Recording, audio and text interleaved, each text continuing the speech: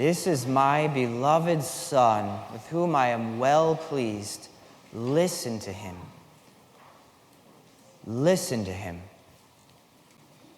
You know, you and I, we live in a society where we are bombarded by voices, different voices. You know, all you have to do is like pull out your phone and pull up your text messages to discover how many voices are competing for your attention, competing about how you should live. Or we turn on the news and we hear even more voices, and depending on which news you get, you might even have even competing voices. And then maybe you listen to some podcasts or just people in your life, and all of a sudden you're wondering, who am I supposed to listen to? Whose voice should I follow? You know, if you've ever tried to give equal weight to every single voice in your life, you know that that is a recipe for burnout. If you ever tried to give equal weight to every single voice in your life, it is a recipe for burnout. We can't possibly live up to every single expectation. We can't possibly live in such a way when voices are competing with our vision of life. So who are you and I listening to? On Friday, we have school masses, and this past Friday, you know, so on a daily mass, there's the first reading, the psalm, and then the gospel. Not two readings like on Sunday before the gospel. And after we get done with the gospel, at some point in the homily, I asked the kids, what was the first reading about? Like silence. There was like silence. It was like 2 or 3 minutes ago.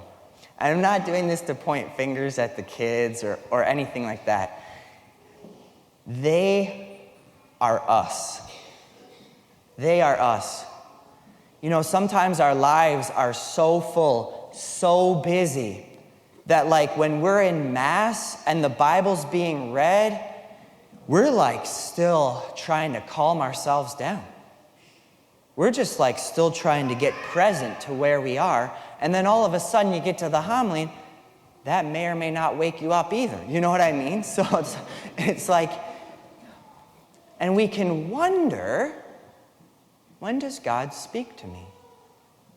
You know, as Catholics, we believe that the Bible is the Word of God.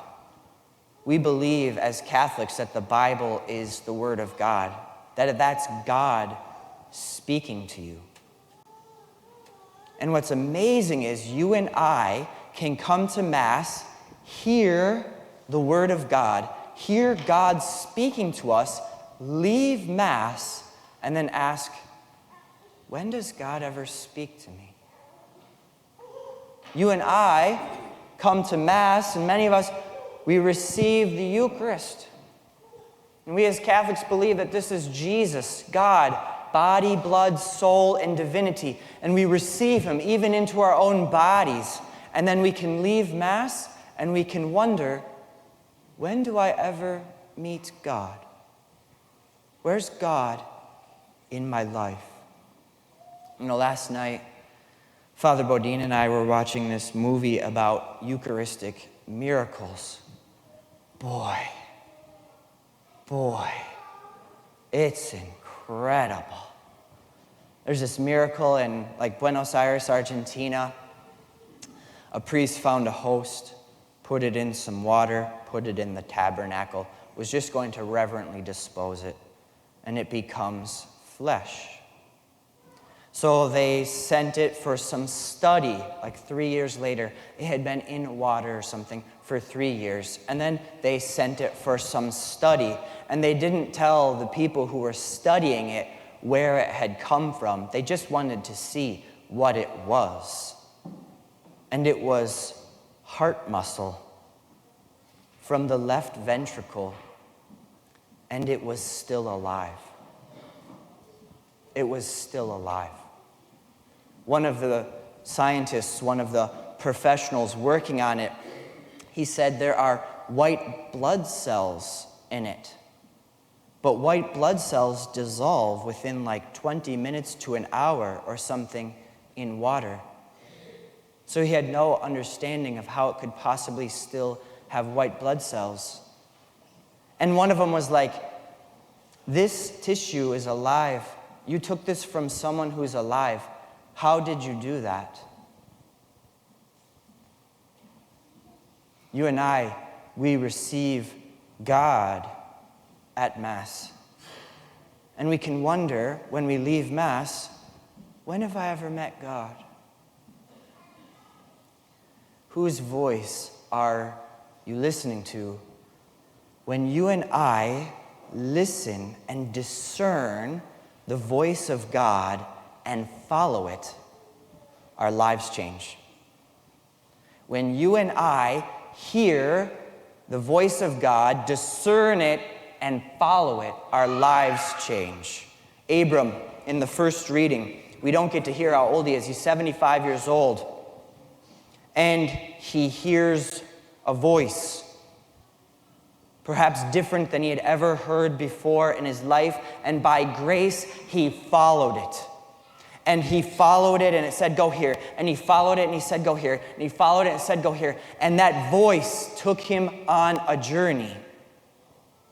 And likely because of following that voice, Abram's life changed. And what's amazing is because he followed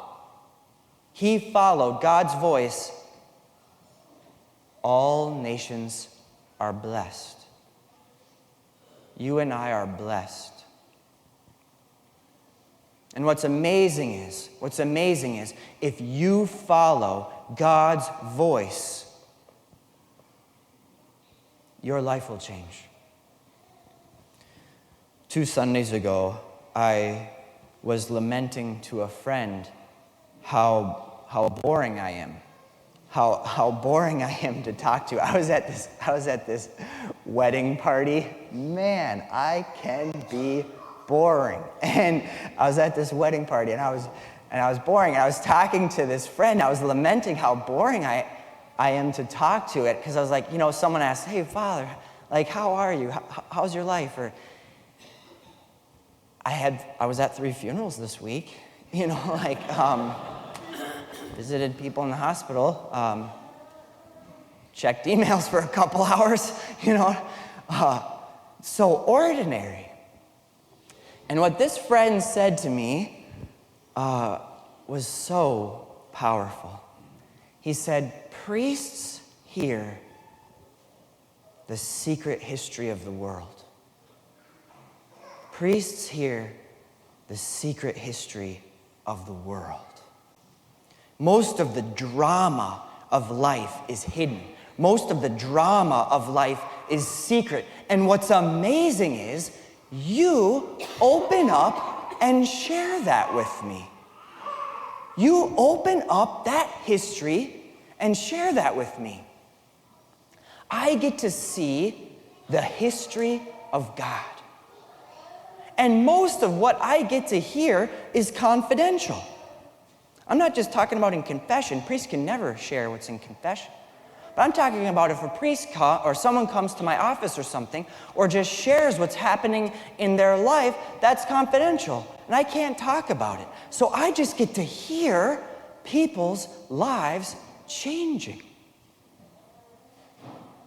But I don't get to share it. I don't get to tell anyone about it. I just get to witness it. I just get to see it. But what's amazing is, if you share the way that your life is changing because you follow God, if you share with the people in your life how your life is changing, they will start to change too. They will say, wait a second, God's speaking to you? But you're not that special. Maybe he can speak to me. Wait, God's meeting you? Maybe he can meet me. And what's amazing about God's voice is this. The next step God says to you is always within your reach. What's amazing about God's voice is that when he speaks to you and what he asks you to do, to follow, it's always within your reach with his help. And so, if of all the voices you hear and you say, wait a second, I think that's God speaking, and you follow that, and then you follow it and follow it, God will take you on a journey and your life will change. I've seen it. I know it. I've seen it again and again. And you will become happy. You will become happy. Wait a second, I think that's God speaking. I really want you to start praying. I really want you to talk to that person. I really want you to go to confession. I really want you to come back to church. I really want you to read this book. I really want you to put your phone away and start looking at people. And you start doing that, and he'll take you on a journey. And if you share that journey, others will start to change. What's so amazing about God is that if you listen to his voice and you follow it, your life will change.